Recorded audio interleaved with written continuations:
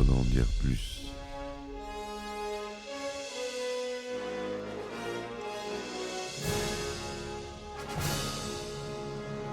Eh ben attendez, on est en France. Allez, cul sec.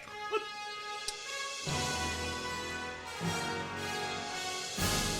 Personne ne veut le croire et pourtant c'est vrai, ils existent, ils sont là, Tarnatata.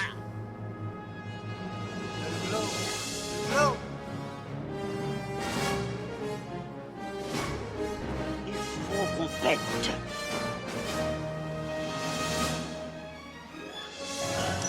Voyons, circuit branché, correcteur temporel temporisé. Bonjour, bienvenue sur Histoire d'en dire plus. Aujourd'hui, on attaque un film de Jim Burton.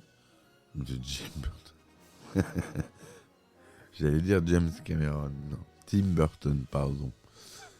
Et c'est Edward aux mains d'argent. Allez, c'est parti mon kiki.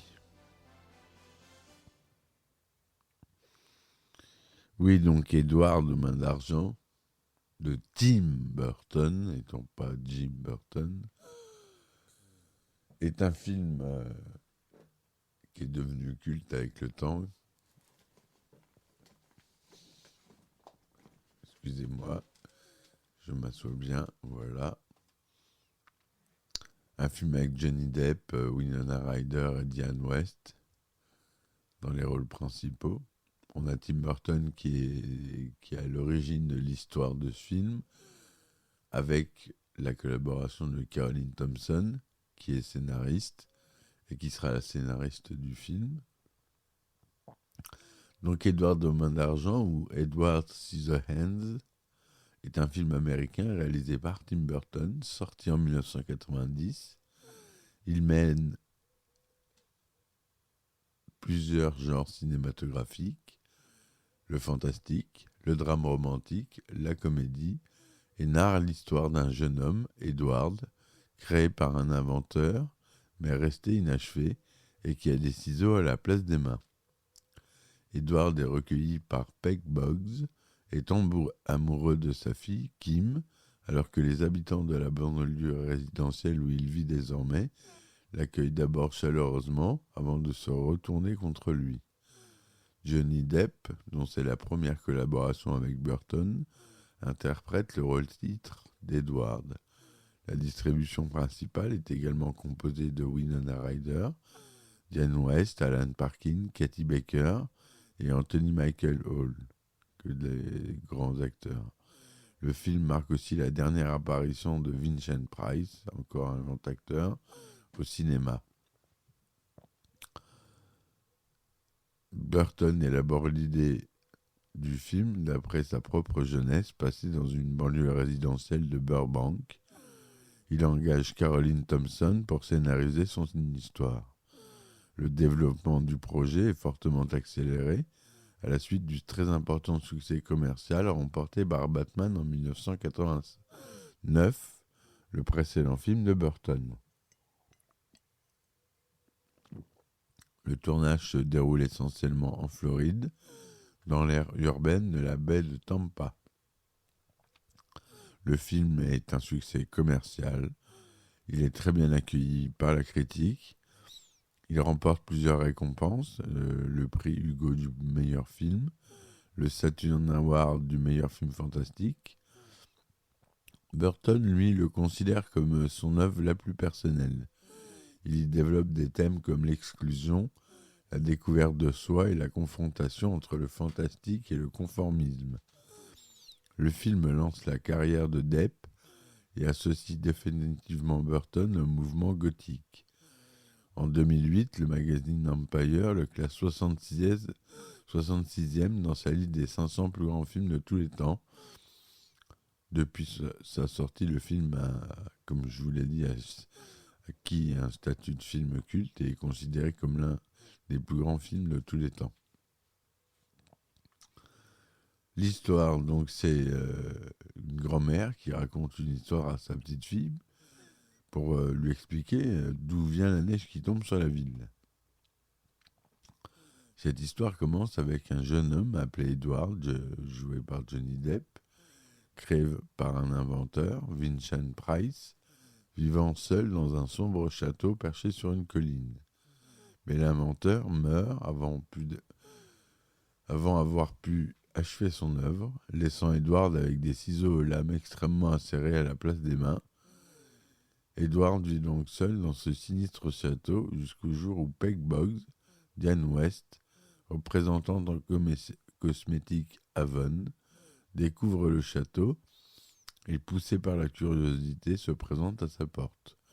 Voyant que le jeune homme, timide et inoffensif, vit seul sans le moindre lien avec le monde qui l'entoure, elle décide de l'emmener au sein de son foyer situé dans une tranquille banlieue résidentielle. Edward commence alors à partager la vie de Peg, de son mari Bill, Alan Arkin, et de leur fils Kevin, Robert Oliveri, âgé de 12 ans. Il devient très vite le nouveau centre d'intérêt du quartier et est d'abord accueilli à bras ouverts. Ses talents de tailleur de haies et de coiffeur lui valent l'admiration et les sollicitations de toutes les voisines. Edward tombe également amoureux de Kim, Winona Ryder, la fille aînée de Peg. Les seuls résidents qui éprouvent instantanément de la répulsion pour Edward sont Esmeralda, jouée par Holland Jones, une fanatique religieuse, et Jim Anthony Michael Hall, le petit ami de Kim. Joyce, Katie Baker, une amie de Peg, très entreprenante, tente de séduire Edward, causant un accès de panique chez le jeune homme. Jim pousse ensuite Edward à entrer par effraction chez ses parents pour y dérober de l'argent, mais l'alarme se déclenche et Edward est arrêté par la police avant d'être relâché. Cet incident provoque la colère de Kim, qui reproche à Jim d'avoir piégé Edward et vaut à ce dernier d'être désormais vu avec méfiance par la communauté du quartier. De plus, Joyce raconte à qui veut l'entendre qu'Edward a tenté de la violer. Les membres de la famille Boggs restent les seuls à soutenir Edward et eux aussi sont mis à l'écart. Le soir de Noël, Edward crée une sculpture de glace provoquant ainsi un effet de neige qui tombe du ciel pour le grand plaisir de Kim. Jim, jaloux, intervient à ce moment et blesse Edward accidentellement. Blesse accidentellement Kim à la main. Jim s'en prend aussitôt à Edward, qui quitte les lieux. Edward est recherché par les habitants du quartier et sauve Kevin en le poussant du chemin d'un véhicule qui allait l'écraser. Mais ce faisant, il blesse le garçon avec ses ciseaux et les résidents croient une nouvelle agression de sa part. Edward s'enfuit jusqu'au château où il est rejoint par Kim, mais Jim a suivi la jeune fille et s'en prend une nouvelle fois à eux. Quand il frappe Kim, Edward le poignarde avec l'une de ses lames et Jim fait une chute mortelle. Edward fait ses adieux à Kim, qui l'embrasse et lui avoue son amour. Elle raconte ensuite aux habitants que Jim et Edward se sont entretués et leur présente pour preuve une main en forme de ciseau similaire à celle d'Edward. La vieille dame qui raconte l'histoire, qui s'avère être Kim, termine en disant à sa petite fille qu'elle n'a jamais revu Edward, ne voulant pas que celui-ci la voie vieillir. Edward vit toujours dans le château et, étant une création artificielle, n'est pas affecté par les effets du temps. Il provoque parfois des chutes de flocons de neige sur le quartier en travaillant sur ses sculptures de glace. Ainsi, Kim sait qu'il est toujours en vie. Voilà, donc c'est une belle histoire touchante de Tim Burton, comme il sait le faire, qui s'est entouré de son équipe habituelle. À la musique, on retrouve Danny Elfman, voilà, comme d'habitude. À la photographie, on a Stéphane Czapski, Richard Asley au montage, Bo Welch au décor. Aux effets spéciaux, on retrouve notre cher ami et décédé, le pauvre Stan Winston, depuis. À la production, on a Tim Burton et Caroline Thompson en tant que producteurs associés pour Caroline Thompson. Sinon, c'est la 20th Century Fox qui produit. Le budget est de $20 millions. Il est tourné en couleur 35 mm 1,85e son Dolby SR. Il dure 105 minutes. Il est sorti aux États-Unis le 14 décembre 1990 et en France le 10 avril 1991.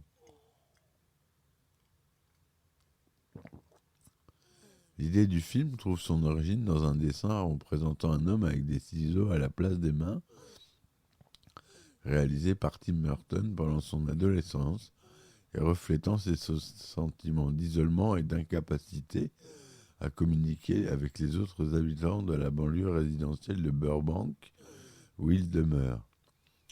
Au sujet de Burbank, Burton affirme « Il y avait quelque chose d'étrange qui planait dans cette ville. Les gens étaient amicaux, mais uniquement en surface, comme s'ils étaient forcés à l'être. » En 1987, alors que Burton est dans la phase de pré-production de Beetlejuice, il engage la jeune romancière Caroline Thompson pour écrire le scénario d'Édouard de Main d'Argent d'après son ébauche d'histoire. Impressionné par le premier roman de Thompson, Firstborn, l'histoire d'un fœtus avorté qui revient à la vie, Burton pense également que ce roman contient le mélange d'éléments fantastiques et sociologiques qu'il désire mettre en avant dans son projet. Thompson et Burton s'entendent immédiatement très bien, et Thompson écrit son scénario comme un poème d'amour à Burton, dont elle parle comme étant de toute personne qu'elle connaît celui qui s'exprime le mieux, tout en étant incapable de construire une seule phrase. Pendant que Thompson s'attelle à l'écriture du scénario, Burton commence à développer le projet avec Warner Bros, société de production avec laquelle il a déjà collaboré sur ses 2 premiers longs-métrages. Mais 2 mois plus tard, les dirigeants de la Warner, qui ne sont pas enthousiasmés par le projet, vendent les droits à la 20th Century Fox. Mais le studio, lui, accepte quand même de financer le projet en accordant à Burton un contrôle absolu, ce qui est assez rare à l'époque, pour tout ce qui est aspect créatif. Le budget est estimé aux alentours de 8 à 9 millions de dollars. On a dit qu'il a eu un budget de 20, pardon.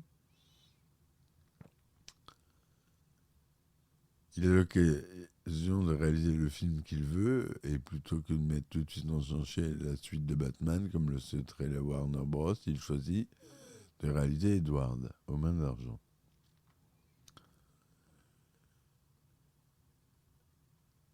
Voilà ce que je voulais vous dire. Ce film a reçu des très bons accueils. Il a fait 86 millions au total dans le monde, 618 000 entrées en France, 91% sur Rotten Tomatoes, 74% sur Metacritic. Télérama dit que c'est un beau film de Burton qui donne toute la mesure de son goût du merveilleux. Il a été récompensé, comme on l'a dit. La bande son du film est intéressante. Et on a la version Blu-ray en 2007 en région 1. J'ai toujours pas la version 4K, je la cherche.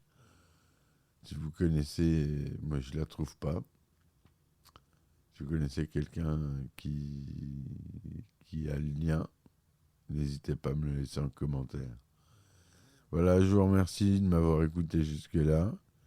C'était Édouard de Main d'Argent de Tim Burton. Merci de me soutenir sur mes différentes plateformes et n'hésitez pas à laisser des commentaires sur les films que vous voulez que j'aborde et à laisser des likes, ça m'aide beaucoup. Je vous remercie, je vous dis à bientôt et ciao ciao. Histoire d'en dire plus.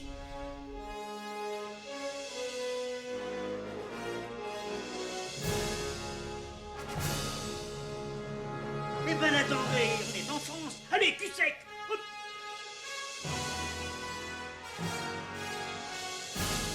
Personne ne veut le croire et pourtant c'est vrai. Ils existent, ils sont là, Tarnatata. Glow. Il faut qu'on faites.